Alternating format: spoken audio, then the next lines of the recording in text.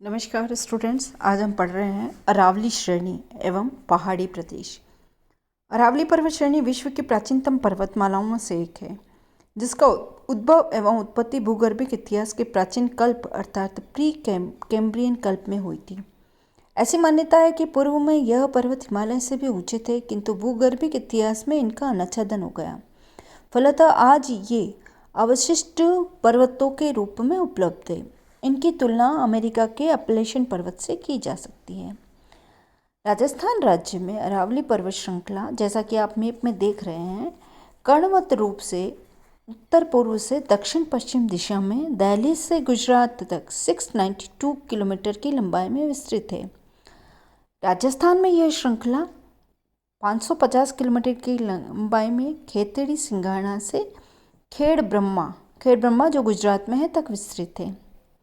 कई जगह ये छोटी छोटी पहाड़ियों के रूप में दृष्टिगत हो रही है।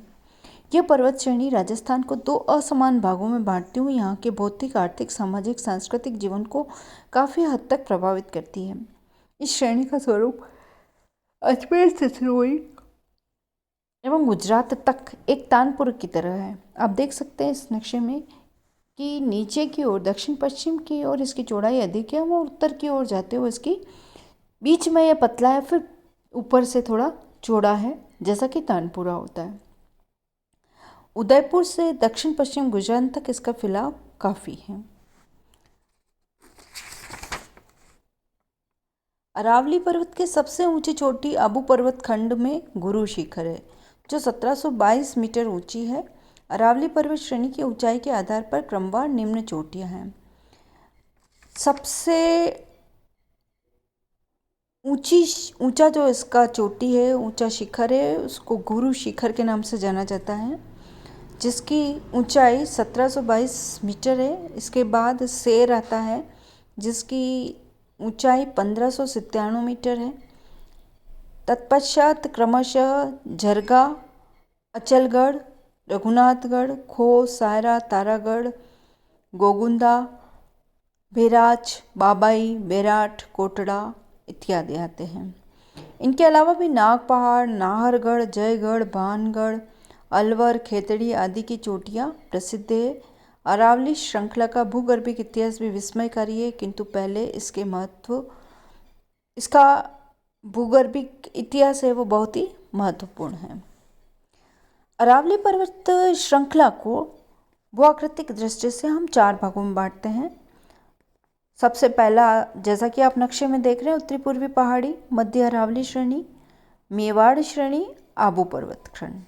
हम सबसे पहले बात करते हैं उत्तरी पूर्वी पहाड़ी प्रदेश।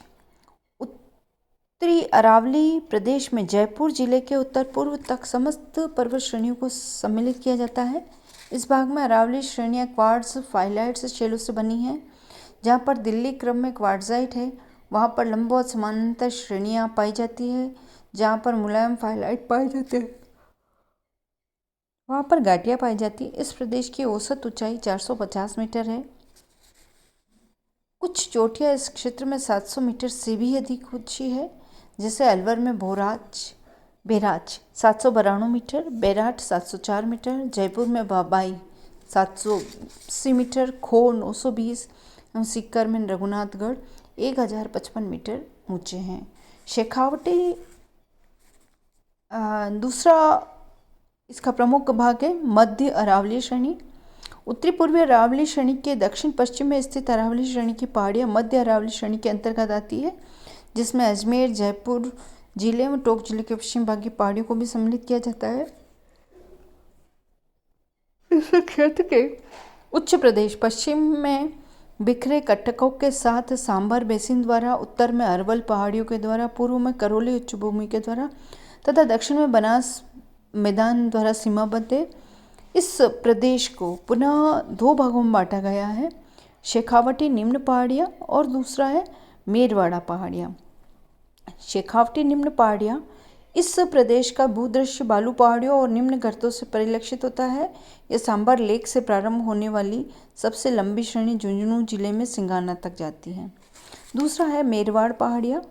मारवाड़ के मैदान को मेवाड़ के उच्च पठार से अलग करने वाली पर्वत श्रेणी मेरवाड़ा श्रेणियाँ कहलाती है, जो अजमेर शहर के सीमावर्ती भागों में पहाड़ियों के समानांतर अनुक्रम में दृष्टिगोचर होती है। इसका उच्चतम शिखर अजमेर नगर के निकट समुद्र तल से 870 मीटर ऊंचा है, जो तारागढ़ नाम से प्रसिद्ध है। इसके पश्चिम में नागपाड़ स्थित है, जो उत्तर मैदान में उच्चतम स्थल को परिलक्षित करता है।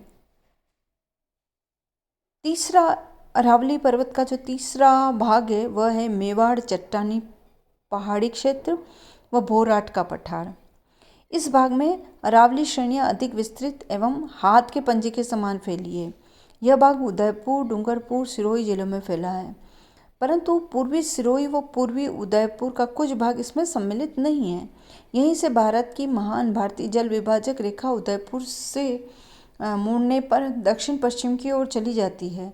आबू खंड के अतिरिक्त अरावली पर्वत श्रेणी का उच्चतम भूभाग उदयपुर के उत्तर पश्चिम में कुमारगढ़ और गोगुंदा के बीच एक पठार के रूप में स्थित है, जिसे स्थानीय भाषा में भोराट पठार के नाम से जाना जाता है। इस पठार की औसत ऊंचाई 1225 मीटर है। कुछ चोटियों की ऊंचाई 1300 मीटर तक है, जबकि जरगाह में उच्चतम चोटी 1431 मीटर है तथा पार्श्व खड़े हुए ढालों वाले पर्वत श्रेणियाँ हैं। चौथा एवं अंतिम भाग आबू पर्वतखंड। आबू पर्वतखंड अरावली का श्रेष्ठतम भाग है, जो समुद्र तल से करीब 1200 मीटर से भी अधिक ऊंचा है। इसका संपूर्ण भाग ग्रेनाइट से निर्मित है एवं एक बैथोलिक की संज्ञा दी जाती है। स्थलाकृतिक दृष्टि से एक विशाल इंसरबर्ग भी कहा जा सकता है। आबू पर्वतखंड 19 किलोमीटर लंबा और 8 किलोमीटर चौड़ा है। यह एक अनियमित पठार है जो कई प्रक्षेपित चोटियों से घिरा हुआ है। गुलाबीकरण की प्रक्रिया यहाँ पर स्पष्ट रूप से देखी जा सकती है। सबसे आश्चर्यजनक भूदृश्य यहाँ पर पाई जाने वाली चट्टानी समूह हैं, जिन्हें रॉड रॉक, हॉर्न रॉक आदि कह सकते हैं। आबू पर्वतखंड की सबसे ऊंची चोटी गुरु शिखर है, जो कि 1722 मीटर ऊंची है। आबू पर्वत से सटा हुआ उड़िया पठार आबू रोड से 160 मीटर ऊंचा है तथा गुरु शिखर से नीचे है। जेम्स टोड ने गुरु शिखर की एकांतता को देखते हुए संतों का शिखर कहा है। गुरु शिखर हिमालय की माउंट एवरेस्ट व पश्चिमी घाट की नीलगिरी के मध्य की सबसे ऊंची चोटी है। गुरु शिखर के आसपास अन्य चोटियों में शेर एवं अचलगढ़ है। आबू पर्वत पर वशिष्ठ आश्रम, पांडव भवन, ज्ञान सरोवर, अबूर्दा देवी, देलवाड़ा, अचलगढ़, गौतम आश्रम, जमदग्नि आश्रम, नकवी झील, ट्रेवर ट्रेक आदि दर्शनीय स्थल है। आबू पर्वत के पश्चिम में आबू सिरोही श्रेणियाँ हैं। आबू क्षेत्र के पश्चिम में जसवंतपुरा पर्वतीय क्षेत्र में मुख्यतः डोरा पर्वत है। सिवाया पर्वतीय क्षेत्र में मुख्यतः गोलाकार पहाड़ियाँ हैं। इन्हें 56 पहाड़ियाँ व नाकोड़ा नाम से भी जाना जाता है। इस प्रकार आज हमने अरावली श्रेणी यानी कि राजस्थान की पहाड़ी प्रदेश के बारे में पढ़ा, Aravali range and mountain range of Rajasthan.